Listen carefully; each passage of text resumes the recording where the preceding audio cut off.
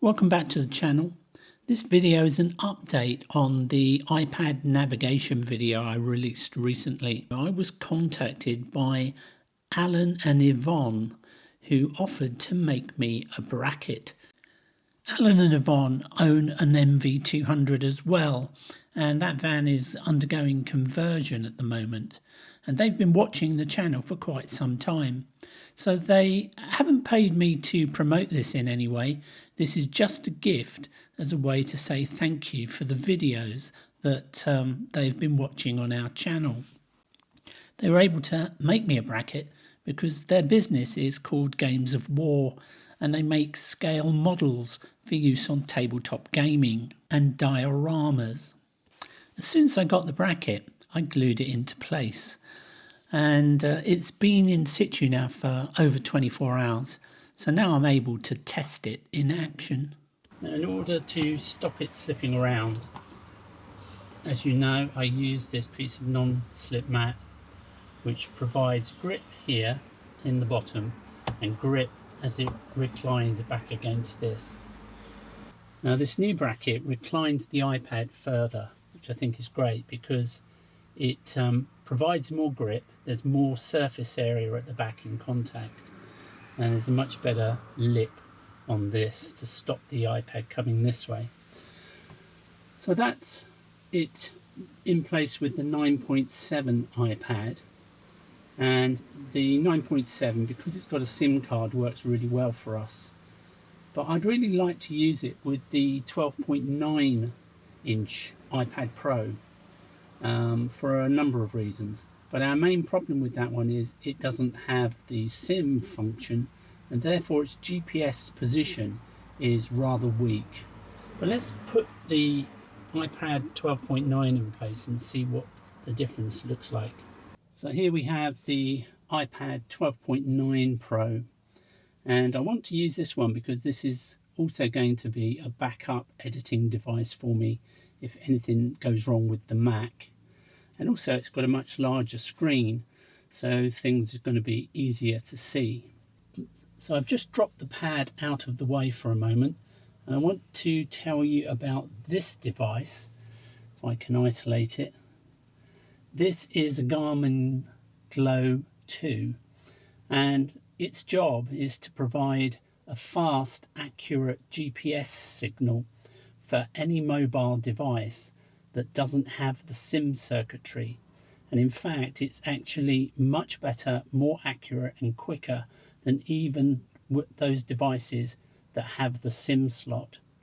So I'll demonstrate how this works. There's just one button on it. Press to turn it on. You get a blue light, and then I'm going to rest this just here with a view of the sky.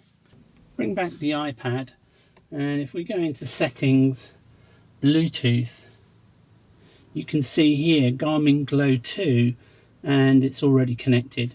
It's instantaneous. Once you've paired it once, and all you have to do to pair it is to go to your Bluetooth settings, turn the device on, it will be there, choose it. You never have to do that again. It's very quick.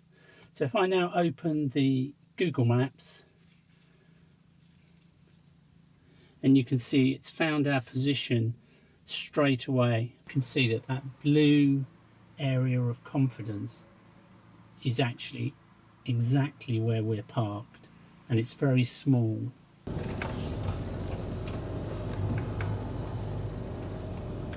Clear left.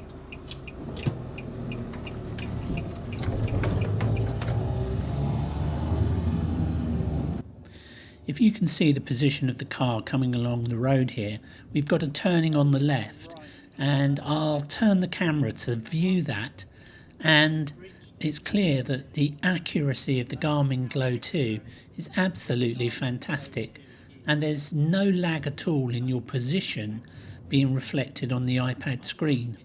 And that's really going to save us some trouble, like we got into on the Isle of Man when we took the wrong hairpin on a very narrow track.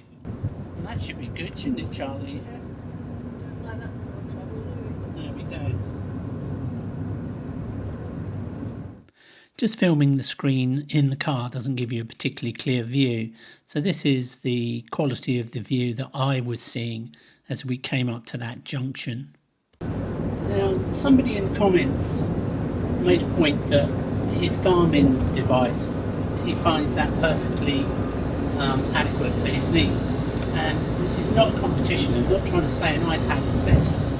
But what I will say is an iPad is more versatile.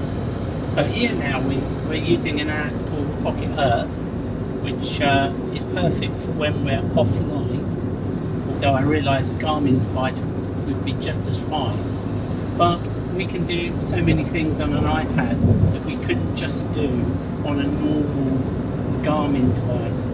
So we can watch YouTube, we can watch films, I can edit videos, we can update logs. Now we're currently on a very rough road. It's very bumpy, isn't it? And shuggery. Potholes everywhere. The iPad's not moving. This is another app we like to use, which is the Ordnance Survey map. And as you can see, it's tracking us.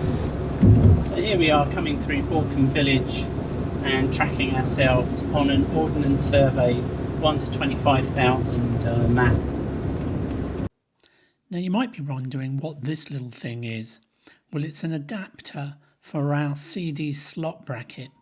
If you remember, I was having trouble with my phone slipping down, and we use this bracket, which is very, very good. It's called a CD slot mount, but it's not very good in portrait mode like that, because I find the phone is too heavy and it slides down eventually. And so the little insert goes behind the phone, and the phone actually sits on the two bottom feet. And then at the back, at the top, the two triangular lugs prevent the whole thing sinking any lower when in use. It's a very clever idea, Alan and Yvonne, and it works really well on a bumpy road. We really love our new bracket, Alan and Yvonne, so thank you once again for taking the trouble to contact us and make it for us as a gift. It's really appreciated.